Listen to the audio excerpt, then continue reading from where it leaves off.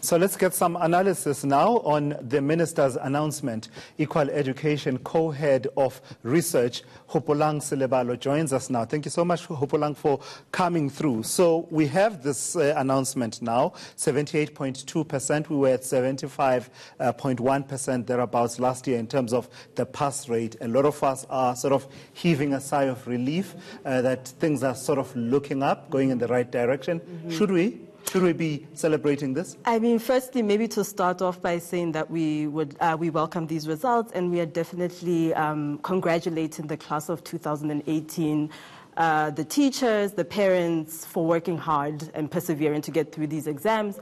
But our analysis is that the Matric exams don't reflect what is happening within the basic education sector, the challenges that precede Matric.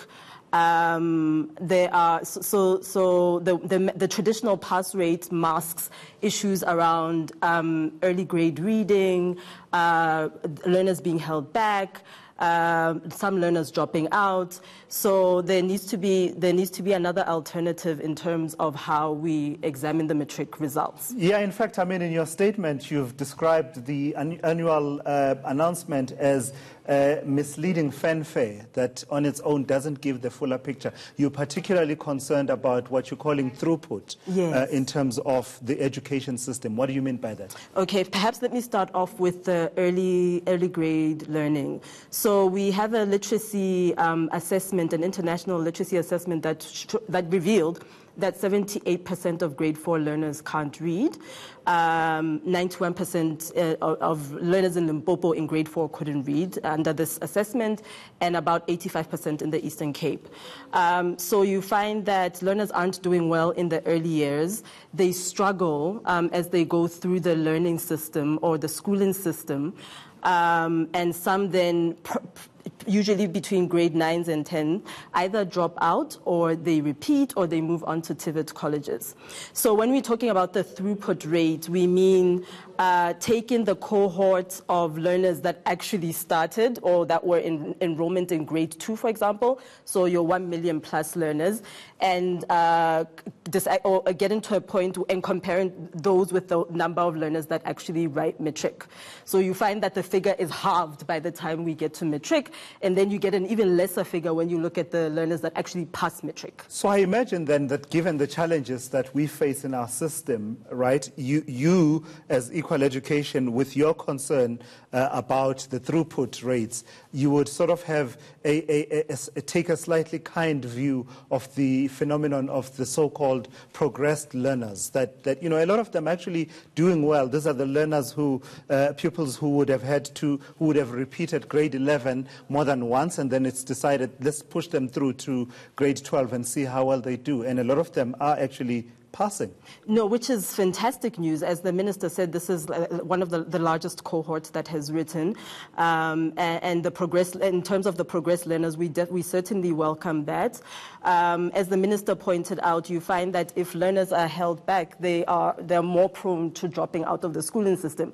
But even when we look at progression, it means that legitimately learners are there. They made it through their own merit. So we definitely welcome that.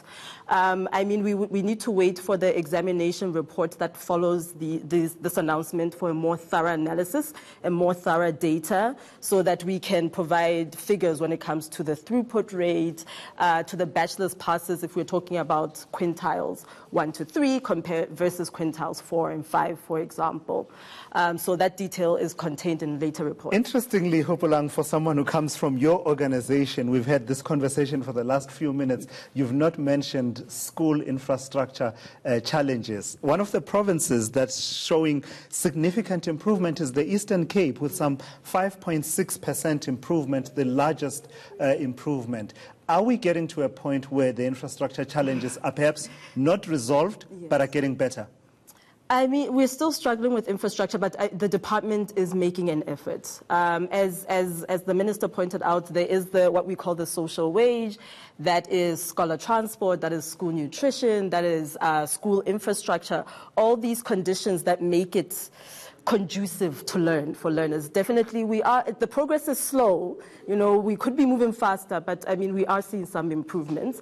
But in relation to the improvement of the Eastern Cape by 5% and being the largest improvement, we also have to think about one other question. We saw a similar trend in 2017, an improvement in the Eastern Cape, but we also found that improvement was coupled with less number of learners writing Matric from the previous year. So it's all those nuances that we need to be cognizant of, not to be naysayers. I mean, this is fantastic news. We are moving ahead, but there are dynamics. Talk to me about the comparison that many will be sitting at home and making. Independent Examination Board pass rate 98.9%, albeit it's a smaller cohort of people that do write that particular exam compared to the nearly 800,000 in the basic DBE, National Senior Certificate exam, so 78.2% there. What's the story there? Are you making that comparison? What's the private sector getting right that the public sector is not getting right? I wouldn't make that comparison. I mean, we're talking about the privatization of education. We believe that education is a public good. I mean, the fact that the resources that private schools get are obviously completely different, and we wouldn't make that comparison. Sure. All right. So then also talk to me about a lot of people will sort of lament and say, I'm sure you are aware of it. People saying, oh, but what's the point? We are celebrating 78.2%, but these are children who are passing at 30%. We always have this conversation. The minister today pointing out that only 129 of the pupils that sat for the Matric exam last year passed at 30% to 40%.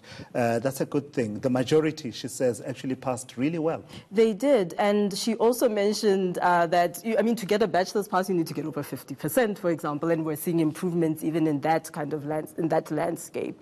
So, the department is making an effort in that regard, and it is a positive move. Again, it's linked to the progressing learners. So there are some positive developments. But yet again, the conversation is very much about addressing the problems that are coming in the earlier phases that then don't allow even more learners to progress and to progress well with bachelor's passes, for example, particularly in the lower quintiles. And then talk to me about the whole issue to do with, we sometimes talk about, this, when we talk school infrastructure, we talk about access to toilets in schools. Where does that stand? President Cyril Ramaphosa at one point, sort of tasked the cabinet and the basic education minister to ensure that is attended to. And I know that this is a cause that's very close to your organization. Sure. The timeframes outlined by both President Ramaphosa and the Minister of Basic Education and even the MEC of Education in Limpopo all exceed or at least they go beyond the norms and standards for school infrastructure, the timeline set within the norms and standards for school infrastructure. So there's this law that exists that talks to what a school must look like, what facilities must be provided, what timelines these requirements should be met in. But we've seen that the performance of the department is not at all on par, is not meeting the norms and standards, is not following the letter of the law. The Limpopo Department of Education, for example, says that it will only begin addressing its sanitation problem or its sanitation challenges in 2026, which is appalling. What happens in between? What happens between now and then? Learners have lost lives, and these are the kinds of environments that we expect our learners to. Just out of curiosity, Hopolang, you wouldn't happen to know what's happening in Fezile Dabi district. This district, you look at the towns that are there. It's towns such as, Paris, Velkom, Sasolburg, Frankfurt, I think, but they keep performing really well. What is happening there? Do you happen to know? I can't say I have an idea of. I can't say I have an idea in that regard. Sure, it would be interesting to find out, though. Yes. So finally, then, talk to me about this was the 5th cohort that wrote under the curriculum assessment, statement, CAPS, as it's called. What do you make of that? Because one of the criticisms used to be we are chopping and changing too much. So we've had one curriculum for 5 years, being written by matriculants. Is that a good thing? We will give the minister the consistency that she has created, or at least the stability that she has created within the department is welcome, including following through on the curriculum and basically sticking with it, because we had been chopping and changing quite a bit.